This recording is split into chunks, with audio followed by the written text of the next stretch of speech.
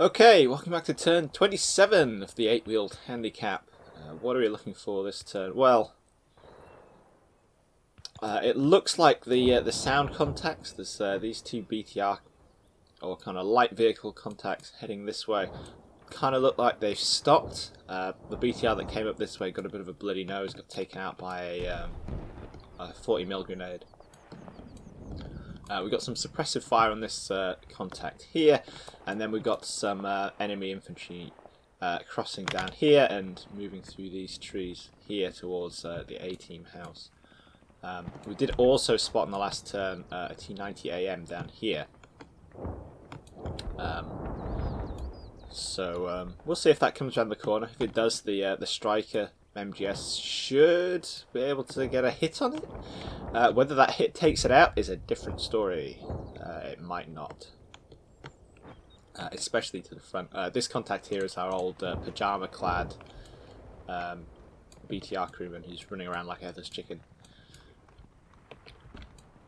It did kind of seem actually that the old enemy artillery kind of slackened off in the last turn, so let's see if we're done with that. But yeah, let's just press go and see what happens.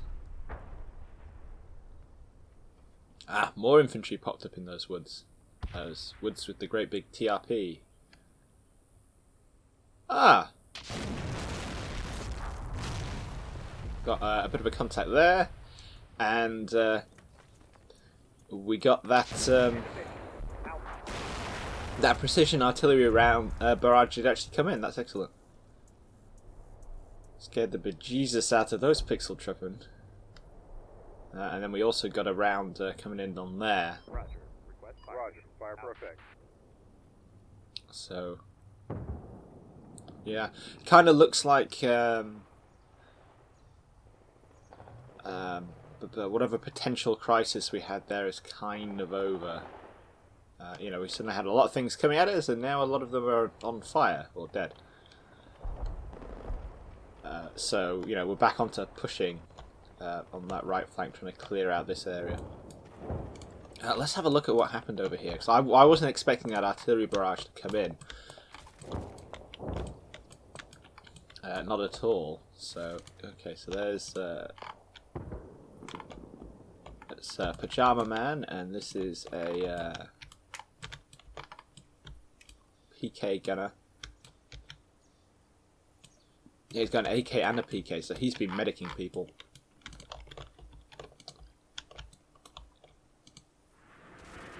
And yeah. Wow. Wow. Yeah, so it was just like the time delay for them doing the fire mission. That's amazing. It's quite impressive to call a fire mission in when you're dead. So that's where those guys were, just on the coming off the railway tracks there. Let's see, how far away are they going to get from those rounds?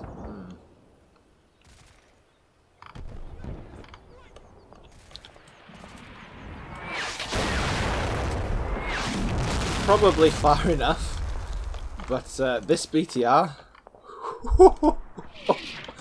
wow.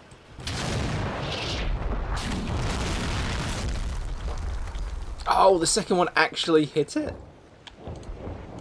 Let's have a look. So that's the first round.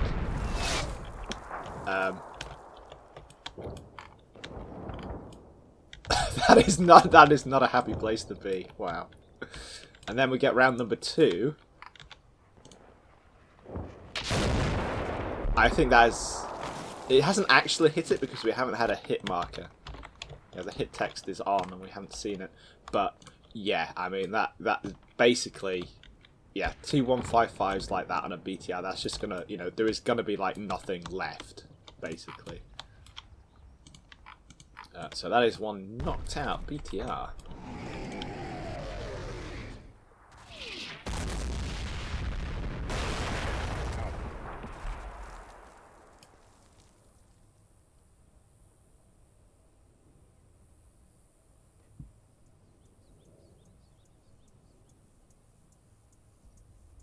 Roger. Request fire. Roger. Fire for effect. So you can kind of see the... but because I've got a light infantry force in trucks, essentially, you know, a light infantry force on wheels, I'm really... they're so fantastically networked, you can do stuff like that, just call artillery right on top of people. And, potentially this squad had some casualties, because that's a very close 155 fit. Kind of hard to tell though. What with the gigantic cloud of dust. And these guys moved. Oh, he's medicing somebody else now. So yeah, AjarmanG's basically patching up his casualties. Is that our PK gunner? Yes. He's now seeing if he can also pick up a rifle.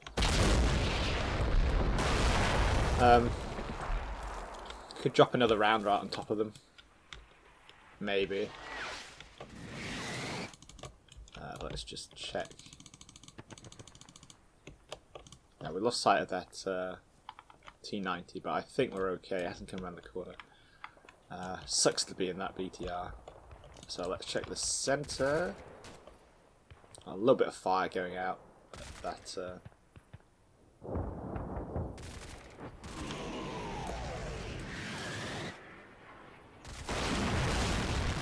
that contact there, but the RT has definitely stopped.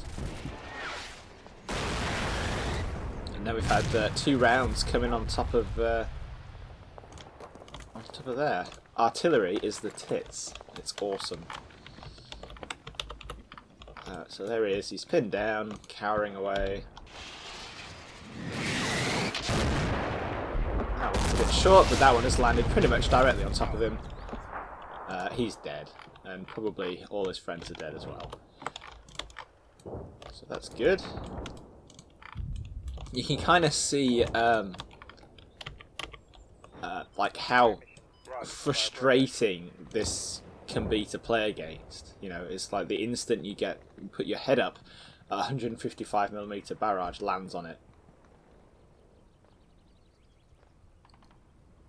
You know, it's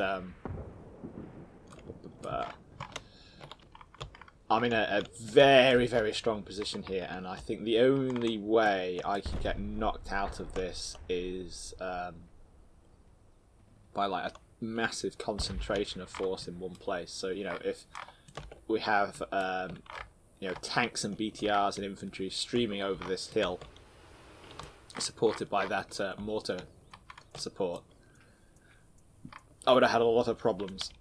But the problem is it's kind of high risk, high reward. At the moment, the supposed low risk is actually quite high risk, because if I see you, I can drop bombs on you. Because, you know, I'm on my chosen ground. I'm on the reverse slope. All these kind of areas where I think the enemy might be massing a TRP'd. You know, I'm going to have to see how many kills all these forward observers have got when we get to the end game. But apart from that, we get nothing in the centre. No new contacts or anything. Let's check the right flank. I don't think anything happened over here either. These guys are moving. Oh, something did happen, didn't it? We saw an infantry contact over here. Yes, hello. Are you that? Ah, you have an RPG with a great big dildo on the front. That's a tandem warhead on the RPG. So look at something like the Strykers here. We'll find one that's less noisy. It's covered in these panels. So these are era panels, explosive reactive armor. The way something like an RPG works is it uses a shaped charge warhead. It's basically a cone. I don't really have anything I can show it on. It has let's have a look at the actual BTR guy. BTR? RPG guy. So the reason it bulges out like this is because there's like a backwards cone. You can sort of see it. there's like a backwards cone here, and that's of copper. It's like an ice cream cone, but made of copper. And when the RPG hits a target, an explosive goes off at the back, and the shockwave inverts that cone. And then what happens is it gets focused at the tip of the cone. Think of it pulling itself inside out and coming out the bottom of the cone. Instead of having, it's getting the tip of the cone is getting pushed through the back, and it all gets focused into a jet of molten metal. That's the penetrator. That's the bit that actually goes through the armor, and that does nasty things to the people on the inside of the tank.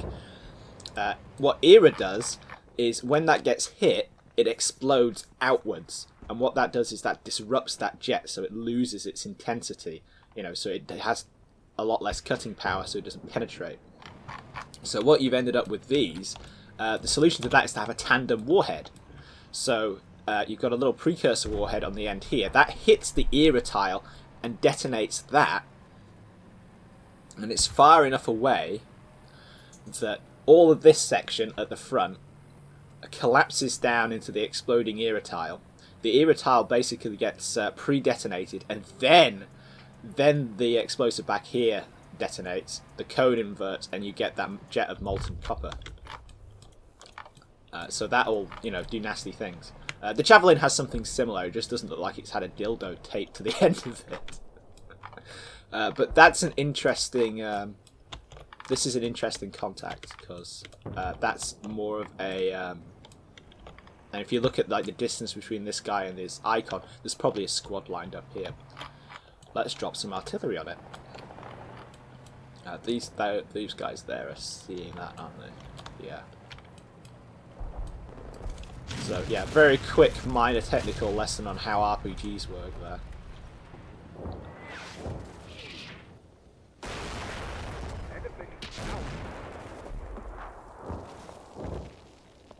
I don't think anything else happens up here.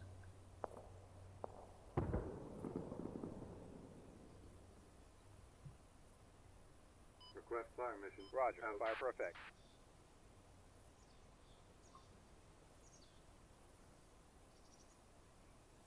Oh, the sound contacts has jumped back that way. Oh no, it's back here. Sound contacts, they're not tremendously accurate. Then we've got that sound at the end here. Is this? Yeah, that's the MGS, the knackered MGS Stryker moving up. Hopefully not getting bogged down in the stream, because they do that. It's one of the disadvantages of wheels instead of tracks. So that's why it's going through the stream so slowly. But yeah, once we get it up there and it can cover this way a bit more, we should be pretty good. We'll just do a fast forward, see if we can't do any trends on it. Yeah, so the only thing we picked up that turn was... Oh, I'm pressing that button too much. These guys. Cool.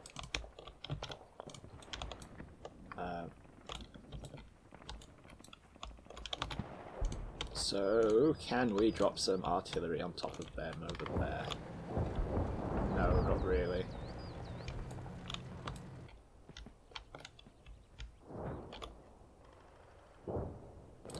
I feel like these guys might have moved.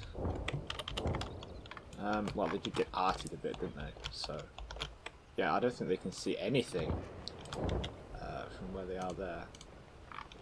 Let's... all these infantry units now, we need to unhide, because we want them to be spotting again. They were only hiding before because there was high explosive death raining from the skies on top of them. So they need to be unhiding, so they can see and engage the enemy.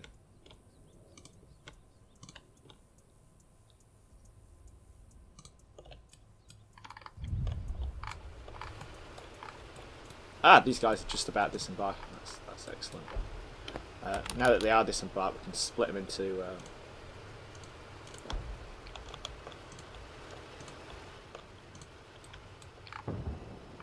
we can split them into teams and start moving them up.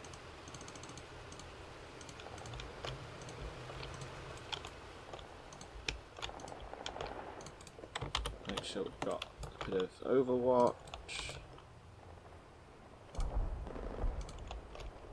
We'll push those guys up to about there so they can cover off the flank of these guys who are doing a... Well, they could be doing a better job.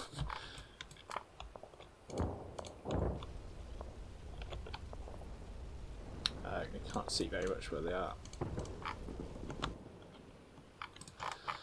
Let's see if we can't move them out there. See, these guys are lying down. I don't want them to lie down. I want them to stand up. That should do over there. We'll see what those guys can see when they pop up. I don't think that infantry's going anywhere. It's probably been there for quite a long time now, and we're not really seeing any signs of movement from them, so we're probably quite safe. A-team house, what are we going to do at the A-team house? Shall we bomb something? Let's bomb something.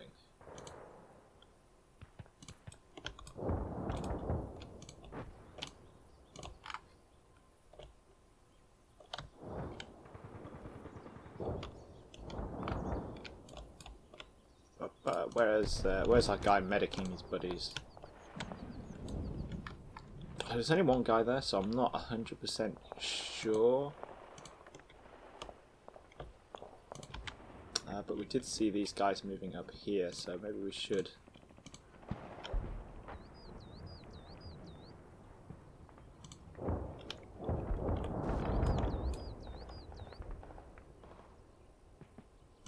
Yeah, I think that's like the closest one we can do there. And we'll just put that on like a long harassing barrage. Bring us some indirect. And what that's going to do is it's pretty much going to drop. It's only one gun involved. It's just going to drop like around a minute in along that line, which is going to be pretty disconcerting. We can, if we need to, we can cancel it. So it's still fairly reactive. If we think it takes 2 minutes to call in on a TRP, 1 minute to cancel, that's only 3 minutes. That's, you know, it takes about 10 minutes for the Russians to call something in. So, you know, super reactive artillery here.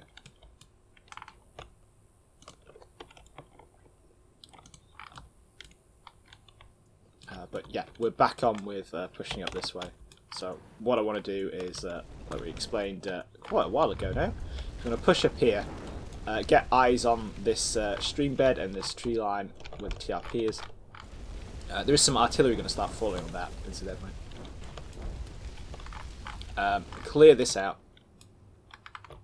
And to do that, we might need to clear out this top of this hillside here, on the other side of that mini ridge. And then once we're there, the objective only covers this area here. So what I want to be doing is getting up on top of the ridge line where we can see and see if we can't knock anything out that's up there. That way we'll have secured this objective, and we're denying AjarmanG this one. So we'll be in a winning position points wise. We'll probably, if we went off now, I'm assuming, you know, if we like ceasefire right now, I assume that I'd come out on top with like a tactical victory, on the basis that I'd probably caused a higher percentage of casualties to him than he has to me, and assuming that both objectives are worth nothing because they've been neutralised. But yeah, we'll see. Let's press go and see what we get.